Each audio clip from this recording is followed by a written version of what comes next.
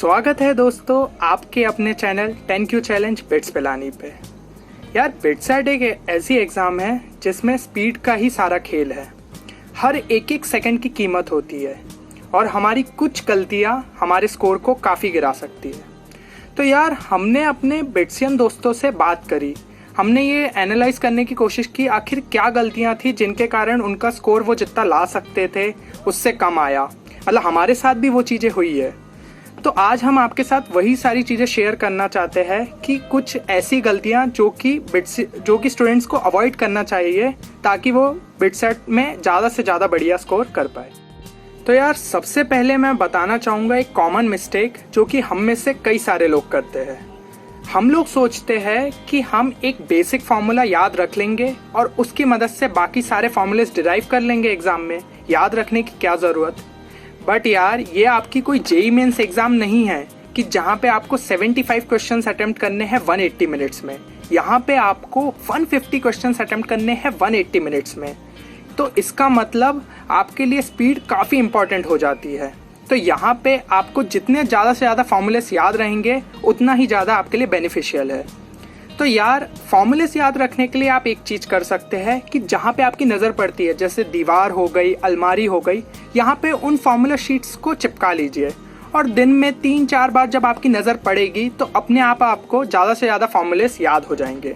साथ ही साथ सोने से पहले और उठने के बाद एक बार इन फॉर्मूलेस को रिवाइज कर लीजिए। देखिएगा एग्ज़ाम के दिन आते आते तक आपको काफ़ी सारे फॉर्मूलेस याद हो जाएंगे। और एग्ज़ाम में भी लिख के ले लीजिए कि कई सारे क्वेश्चंस तो डायरेक्ट फार्मूला बेस्ड आते हैं, तो आप फ़ौरन उनको अटेम्प्ट कर पाएंगे। एक और कॉमन मिस्टेक जो कि जनरली हमने स्टूडेंट्स में ऑब्जर्व की है वो है एलआर और इंग्लिश सेक्शन को इग्नोर करना। हम में से ज़्यादातर लोग ये सोचते हैं कि एलआर और इंग्लिश सेक्शन तो बहुत ईजी आता है, तो उसके लिए अलग से क्या ही स्ट्रेटजी बनाना या अलग से क्या ही एफर्ट डालना, हम उसको एग्ज़ाम में ही देख लेंगे और सॉल्व कर लेंगे। बट आप यार यहीं पे चूक कर जाते हैं, क्योंकि एलआर इंग्लिश सेक्शन का वेटेज होता है 75 मार्क्स। अगर आप एक प्रॉपर स्ट्रेटेजी से उसको अच्छे से सॉल्व करें तो आप इजीली 65 के अबव स्कोर करते हैं और ये चीज़ आपको बाकी स्टूडेंट से काफ़ी आगे बढ़ा सकती है। तो यार एलआर इंग्लिश के लिए हम लोगों ने आपके लिए एक प्लेलिस्ट बना के रखी है जिसमें हर वीडियो में 10 क्वेश्चन इंग्लिश के और 10 क्वेश्चन एलआर के रहेंगे। साथ ही साथ उन क्वेश्चंस के आंसर वीडियो के एंड में दिए रहेंगे।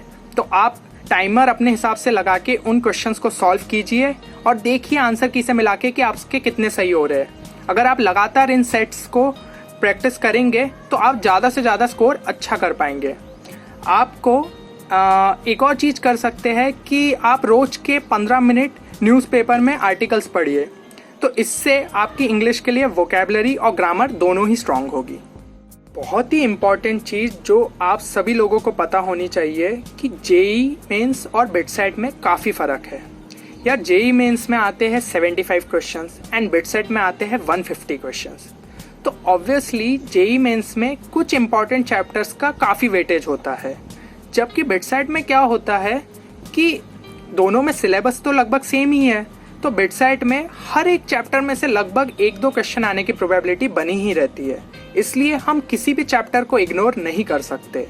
नहीं तो हम में से ज़्यादातर लोग क्या करते हैं कि बायोलॉजिकल केमिस्ट्री हो गया चैप्टर या लीनियर मॉडलिंग हो गया, इन सारे चैप्टर्स पे ध्यान नहीं देते कि यार छोड़ो, ये कोई इतने इंपॉर्टेंट चैप्टर्स थोड़ी है तो इनसे क्वेश्चंस नहीं आएंगे। बट बिट्सैट में ऐसा नहीं होता है। इन सारे चैप्टर में से भी एक आध क्वेश्चन आ जाता है और ये सारे ईजी चैप्टर्स है।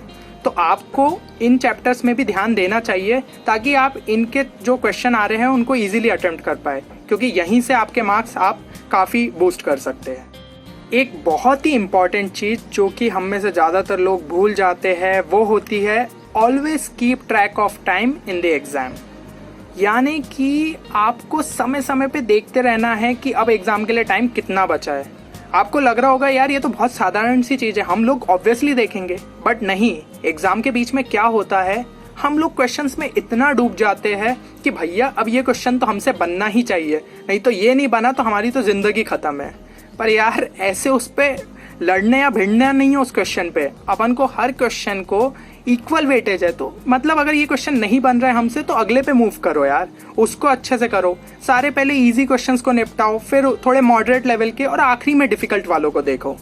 तो यार मतलब कम से कम 3-4 क्वेश्चन के बाद आपको टाइमर देखते रहना चाहिए कि अब कितना टाइम बचा है। मान लीजिए काफ़ी कम टाइम रह गया है तो उस हिसाब से स्ट्रेटजी को अडेप्ट कीजिए, चेंज कीजिए, मॉडिफाई कीजिए, तभी जाके आप एग्ज़ाम में ज़्यादा से ज़्यादा बढ़िया स्कोर कर पाएंगे। Last but not the least, start with the section जिसमें आपको सबसे ज़्यादा कॉन्फिडेंस है। कई सारे लोग होते हैं जिनको लगता है कि उनका फिजिक्स स्ट्रांग है, तो उन लोगों को फिजिक्स से स्टार्ट करना चाहिए। कई सारे लोग होते हैं जो कि केमिस्ट्री में कंफर्टेबल है कि केमिस्ट्री में यार थ्योरेटिकल क्वेश्चंस रहेंगे तो उनको फटाफट टिक कर देंगे, तो आप केमिस्ट्री से स्टार्ट कीजिए। तो यार इससे ये होगा कि अगर जिस सेक्शन में आपको सबसे ज़्यादा कॉन्फिडेंस है, अगर आपने उससे स्टार्ट किया और वो आपसे बनने लग गया अच्छे से, तो देखिएगा आपको बाकी सेक्शंस भी अच्छे से बनेंगे। क्योंकि हमारा कॉन्फिडेंस यार हमें शुरू का जो टाइम है ना उसी में बूस्ट करना है। अगर उसमें हमने बहुत अच्छा कर लिया तो हम बाकी सेक्शंस भी अच्छे से कर पाएंगे।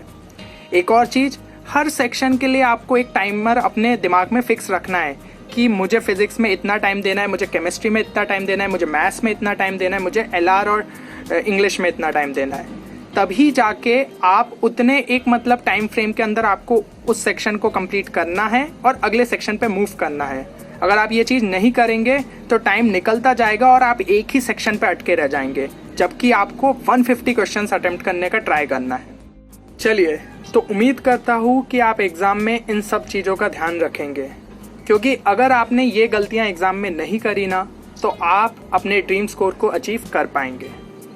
और एक और चीज़ यार, मॉक टेस्ट आपको अच्छे से एनालाइज करना है, तभी जाके आपको पता चलेगा कि यार मेरा सेक्शन कौन सा स्ट्रॉन्ग है, और आप वही स्ट्रेटजी अपने मेन पेपर में अप्लाई कर पाएंगे कि जो सेक्शन आपको मॉक टेस्ट में आप सबसे ज़्यादा कंफर्टेबल फील कर रहे थे, आप उसी सेक्शन से मेन पेपर में स्टार्ट कीजिए।